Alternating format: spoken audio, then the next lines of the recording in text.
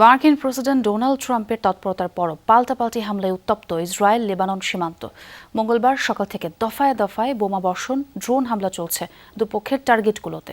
এর আগে লেবানন কিংবা গাজায় ইসরায়েল রেড লাইন অতিক্রম করলে নতুন ফ্রন্টে যুদ্ধ শুরুর হুঁশিয়ারি দেয় ইরান।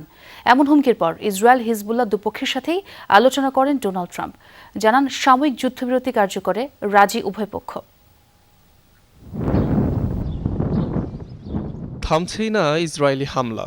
মুহুর্মুহু বোমাবর্ষণে ধ্বংসযজ্ঞের পরিধি আরও বাড়ছে দক্ষিণ লেবাননে। মঙ্গলবারও সীমান্তবর্তী নাবাতিয়ে টায়ার সহ বিভিন্ন শহর ও গ্রামে অভিযান চালায় ইসরায়েল। জবাবে ইসরায়েলের উত্তরাঞ্চলে আইডিএফ সেনা ও ট্যাঙ্ক লক্ষ্য করে দফায় দফায় হামলা চালায় হিজবুল্লাহ। একাধিক গ্রাম নিশানা করে ছোড়ে ড্রোন, নিক্ষেপ করে গোলা। লেবানন থেকে ছোড়া দুটি রকেট ভূপাতিতের দাবিও করে তেল আবিব। এর আগে ইসরায়েল লেবানন উত্তেজনা কমাতে তৎপরতা দেখান মার্কিন প্রেসিডেন্ট ডোনাল্ড ট্রাম্প। জানান ইসরায়েলি প্রধানমন্ত্রী বেনিয়ামিন নেতানিয়াহু এবং হিজবুল্লাহ দুপক্ষের সাথেই যোগাযোগ হয়েছে তার।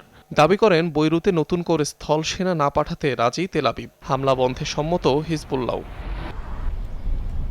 প্রধানমন্ত্রীর কার্যালয় থেকে প্রকাশিত বিবৃতিতে কথোপকথনের বিষয়টি নিশ্চিত করে ইসরায়েলও। তবে শর্ত দেয় দক্ষিণ লেবাননে পরিকল্পনা মাফিক কার্যক্রম অব্যাহত রাখবে আইডিএফ সেনারা।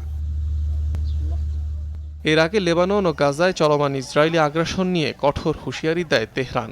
জানায় তেল আবিব রেড লাইন অতিক্রম করলে তা নতুন ফ্রন্টে সরাসরি যুদ্ধের দিকে নিয়ে যেতে পারে। এছাড়াও যুক্তরাষ্ট্রের সাথে চলমান কূটনৈতিক প্রচেষ্টা ভেস্তে যাবে এবং হরমুজ প্রণালী নিয়েও কঠোর অবস্থানে যাবে তেহরান। ওই সতর্কবার্তার পরই ইসরায়েল ও হিজবুল্লাহর মধ্যে সমঝোতার চেষ্টা করেন ডোনাল্ড ট্রাম্প। অনিক রহমান, যমুনা নিউজ।